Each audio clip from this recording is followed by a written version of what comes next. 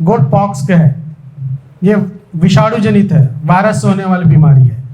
Pox जैसा हमने देखा कि गोट पॉक्स जैसे हमारे आदमी में होता है चिकन पॉक्स, आप देखें जहाँ होता है पूरे शरीर में दाने दाने फफोड़ा पड़ जाता है, बाद में फफोड़ा फूट जाता है और घाव बनाता है।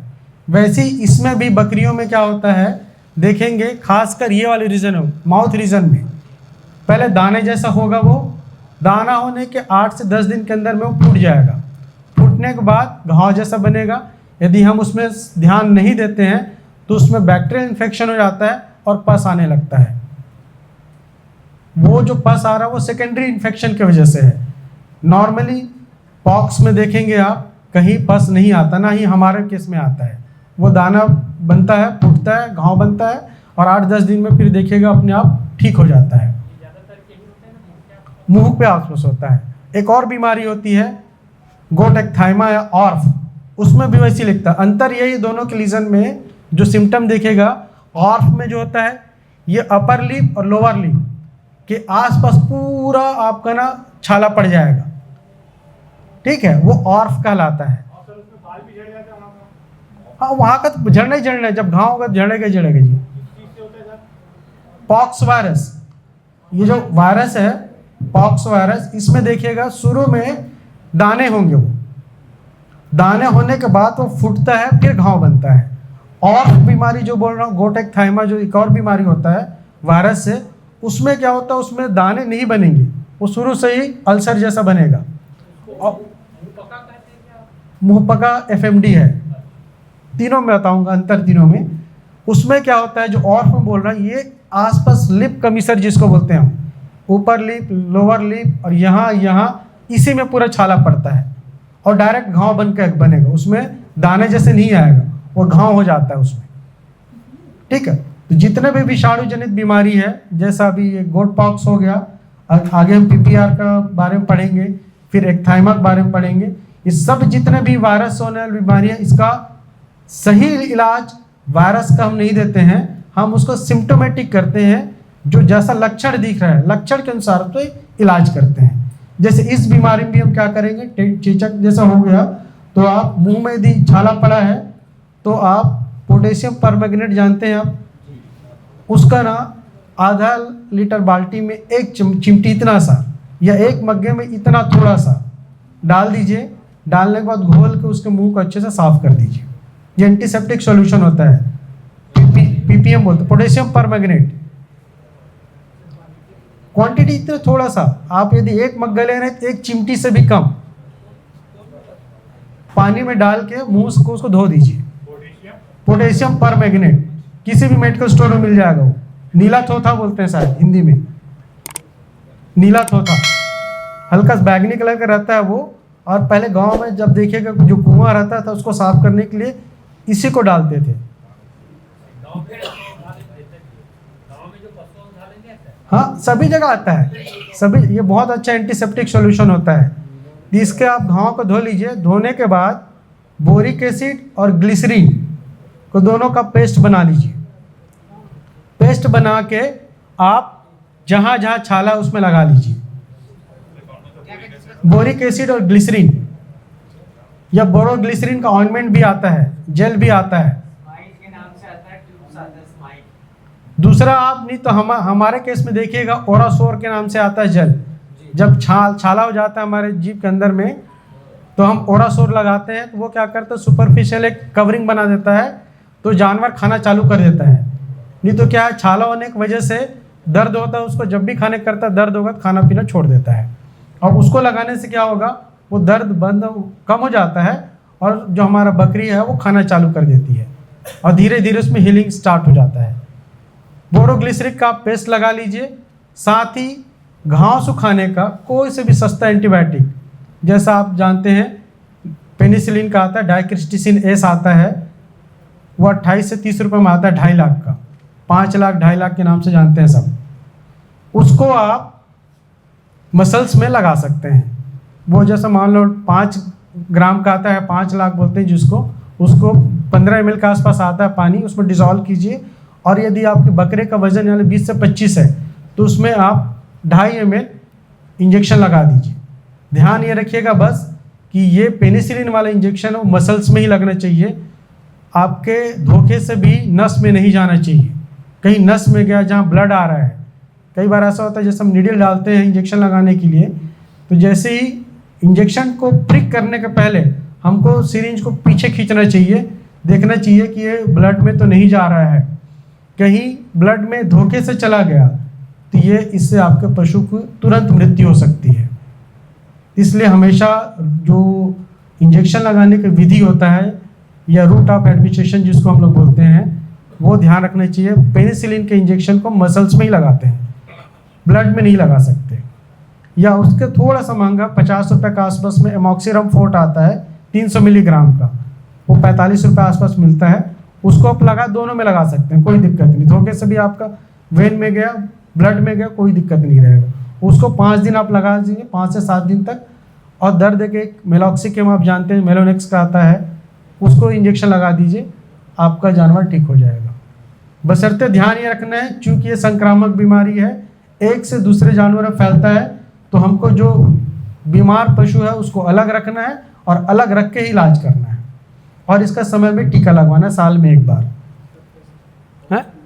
महीने में आप इसको ध्यान रखिए। अधिकतर हम करते हैं, जितना भी वैक्सीनेशन करते हैं वो बरसात के पहले करते हैं। रीज़न क्या होता है कि जैसे आप देखेंगे गर्मी है, गर्मी के बाद बरसात आता है, मौसम में बदलाव आता है, ऊपर से क्या होता है नमी की मात्रा बढ़ जाती है, ह्यूमिडिटी बढ़ जाता है, तो वैसे में जितने भी ये वायरस से कीटाणु वगैरह होते हैं वो बहुत ज़्यादा पनपने लगता है। 1 महीना पहले हम मई जून में, यदि मई में लगवा लेते हैं, अप्रैल मई में, तो हमारा जानवर सुरक्षित रहेगा। और सर ये जैसा ज़्यादा और बढ़ गई बीमारी तो फिर क्या करना चाहिए? वही जो बीमारी बढ़ गई तो जितने बीमार आपके बकरी या बकरा है उसको अलग रखिए। अलग रख के उसमें आपको जैसे बताया कि पीपीएम से उसको मुंह को धोना है, पोटेशियम परमंगनेट से, बोरोग्लिसरीन को लगाना है, और एंटीबायोटिक 5 से 7 दिन उसको इंजेक्शन लगवाइए, यानी तो टैबलेट भी आता है उसको भी खिलाइए आप, तो 5 से 7 दिन में ठीक हो जाता है। और जैसा मरने की हालत में आ गए तो फिर? अब देखिए मरने की हालत में आ गई है तो आपके स्व विवेक पे निर्भर करता है आप क्या करना चाहते हैं भाई। इलाज तो लेकिन करना पड़ेगा ना भाई। अब ऐसा नहीं कि भाई मरने की स्थिति में इलाज कराना छोड़ दो। इलाज करने के बाद जैसा कंडीशन खराब हो जाती है। अब ऐसा है, देखिए चूंकि ये संक्रामक बीमारी है, इसलिए यदि कोई बकरी या बकरा मर जाता है इलाज कराने के बावजूद भी, तो हमको उसका निष्पादन अच्छे तरीके से करना है। कि कभी भी ऐसा होगा, गड्ढा बनाइए, गड्ढा में ही अंदर डालना है और ऊपर से चूना और नमक का घोल डाल दीजिए, नमक डाल दीजिए ऐसे ही। चूँकि हम ऐसे यदि हम क्या करते हैं, कई बार क्या होता है हमसे गलती यही होती है कि कोई जानवर मरा, हम उसको उठा के दूसरी जगह फेंक देते हैं, या तो कोई आता कसाई लेके चला जाता है। होता क्या है कि यदि हमने, वो संक्रामक बीमारी है और हमने जहाँ वो रह रहा था उसके कोटना जिसको बोलते हैं ना छत्तीसगढ़ी में, वो उसको साफ़ सुथरा नहीं किया, या जो हमने उसको दाना दिया था उसको उठा के वहाँ से उसको निष्पादन अच्छे से नहीं किया, तो वही दूसरे जानवर के लिए सोर्स का इन्फेक्शन बनेगा। तो जितने भी संक्रामक बीमारी हैं उसमें वही होता है कि जो ग्रसित पशु है उसको अलग रखना है, साथ ही साथ जो हम उसको खाना दे रहे थे या दाना पानी का जो व्यवस्था किए थे जिस उसको अच्छे से साफ सुथरा करना है, और चाहो तो आप चूने का एक घोल बना के उसमें एक बार साफ कर दो, तो जितने भी कीटाणु होते हैं चूनों को घोल से मर जाता है। देखिए बहुत जितने भी बीमारियां होती हैं वो या तो कहीं संक्रामक बीमारी तो विषाणु या कीटाणु से ही होगा, किसी पौधे से नहीं होता। एक बीमारी जरूर होती है जो अफरा का जो बोलते हैं, खासकर ठंड के मौसम में देखिएगा, बकरी जब चरने जाती है, चर के आती, जब चरने जाती स्वस्थ रहती है, वहाँ से आती देखिए पेट फूला रहेगा और लंगड़ाहट चालू हो जाता है, चलने में दिक्कत जाती है। वो अधिकतर ठंड में आता है। वो एक पोई घास होता है, पोई घास जिसको बोलते हैं, उसको चरने से गैस ज़्यादा बनता है, पेट फूलता है और लंगड़ाहट आता है, चलने में दिक्कत होती है। तो वो सिर्फ ठंड के मौसम में होता है, बाकी और किसी ऐसे छूने से या उसको खाने से ऐसा बीमारी तो नहीं होता है जहाँ तक मुझे पता है। बाकी हो सकता है ऐसा कुछ देखने में आता होगा, क्योंकि ये जो बीमारी आप घाव वाले जो बोल रहे हैं, हमको हो सकता है पहचानने में गलती हो रही है हमसे, लेकिन कहीं न कहीं या तो वो पॉक्स होगा या ऑर्फ होगा या पीपीआर होगा। हाँ पीपीआर वो एक थाइमा है, और ये बीमारी से ना कोई मृत्यु नहीं होती है। जो ऑर्फ बोल रहे हैं ना, गोट एक्थाइमा होता है, उसको पूरा मुंह में देखेंगे छाला पड़ जाएगा, तेज बुखार भी आएगा, खाना पीना बंद कर देता है। उस पशु का वजन कम हो जाएगा क्योंकि खाना पीना बंद कर दे रहा है वो, लेकिन 8 से 10 दिन में वो ठीक हो जाता है यदि हम उसमें अच्छे से साफ कर रहे हैं और बोरोग्लिसरीन का घोल लगा रहे हैं। आप एंटीबायोटिक नहीं भी दोगे तो भी ठीक हो जाता है। सेल्फ लिमिटिंग बीमारी अपने आप ठीक हो जाता है, लेकिन यही है हमको ये ध्यान देना भाई उसमें मक्खी ना बैठे। मक्खी बैठेगी तो अंडे देगी, मैगट्स लग जाएंगे तो वो घाव बढ़ जाएगा वो, तो उस चीज़ को ध्यान देना रखें। सर इंजेक्शन चमड़ी और मांस के बीच में लगना चाहिए, मांस के अंदर जाना? देखिए इंजेक्शन जो इंट्रामस्कुलर, सबसे उचित जगह कौन सा होता है सर? देखिए बकरी में कभी भी पैर में नहीं लगाते हैं। पैर, हाँ, पीछे वाले पैर में। पीछे पैर में नहीं लगाते हैं, न सामने पैर में लगाते हैं। कई बार क्या होता है, जो एक्सपर्ट है जिसको पता है तब तो ठीक है, नहीं तो इधर उधर लगने से नर्व जो होता है, कहीं नर्व में इंजेक्शन लगा तो परमानेंट लंगड़ाहट आ जाता है, वो चलना फिरना बंद हो जाए कर देगी। तो सबसे अच्छी जगह गला, ये गर्दन वाला एरिया है, यहाँ देखिएगा। कभी भी आप इंजेक्शन लगाने के पहले आप उसको फील करके छू के देखिएगा कहीं हड्डी तो नहीं है। आप पे होना चाहिए मसल्स आना चाहिए, वो इंट्रामस्कुलर है, मसल्स में जाना चाहिए। मसल्स के अंदर? हाँ, मसल्स के अंदर, मांसपेशी वहीं आने, तभी वो इंजेक्शन सही रहेगा। नहीं तो आपका मान लो चमड़ी में जो होता है वो सिर्फ एक ही इंजेक्शन आता है, जिसमें वो भाई साहब बोल रहे थे ना बाल झड़ जाता है कर, खर्रू बीमारी जिसको बोलते हैं मेंज, उसी में बस लगता है चमड़ी का, चमड़ी में इंजेक्शन लगाते हैं। बाकी जितने भी इंजेक्शन है या तो आप मसल्स में लगाएंगे या ब्लड में, वेन में लगाएंगे, इंट्रावेनस जिसको बोलते हैं। ठीक है, ये देखिए इसमें जब आप देख रहे हैं ना, ये देखिए नाखून के पास जो है शुरू में दाना जैसा है, वो फूटने के बाद अल्सर बनता है, घाव बनता है। ये पॉक्स में ऐसे मिलेगा, चेचक में। उसके बाद देखिए पूरा लीजन जो देख रहे हैं, ये पूरा पॉक का लीजन है, पॉक्स का है। शुरू में दाना जैसा हुआ, वो फूटने के बाद पूरा मुंह पे आसपास देखेगा वो हो जाता है। ये चेचक बीमारी होता है, गोट पॉक्स बोलते हैं। जो चेचक होता है ये इसी रीजन में, चेहरे में ही होगा, मुंह के आसपास ही होता है। यहाँ यदि ये यहाँ पर कुछ घाव हो रहा है तो बैक्टीरियल इन्फेक्शन है, गले में यदि वो दाने हो रहे हैं तो वो है ना, वो चेचक का नहीं है। इसका भी वैक्सीन आता है, आप साल में एक बार लगवा लीजिए, अपने जानवर को सुरक्षित रख सकते हैं। इसी का वैक्सीन का आप जान रहे होंगे, अभी बीच में गाय वगैरह में LSD फैला हुआ था 2 साल पहले, लंपी स्किन डिसीज। इसी वायरस का जो वैक्सीन आता है, इस बीमारी के बचाव के लिए जो वैक्सीन आता है, उसी को हम लगा रहे थे अपने गाय वगैरह। इसका लंपी स्किन डिसीज का, इसका तो कैप्री पॉक्स वायरस का, गोट पॉक्स के नाम से आता है ना जी, goat pox vaccine Indian immunological का आता है, अच्छी कंपनी का है, हमारी स्वदेशी है, इंडियन इम्यूनोलॉजिकल के नाम का, गोट पॉक्स के नाम से ही आएगा।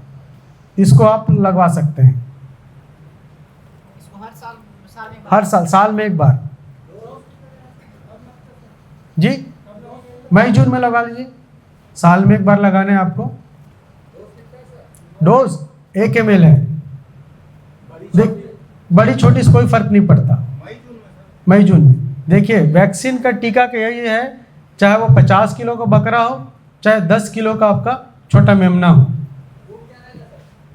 रूट इंट्रामस्कुलर, मांस में आपका डोज वही रहेगा, डोज में कोई फर्क नहीं पड़ता टीका में।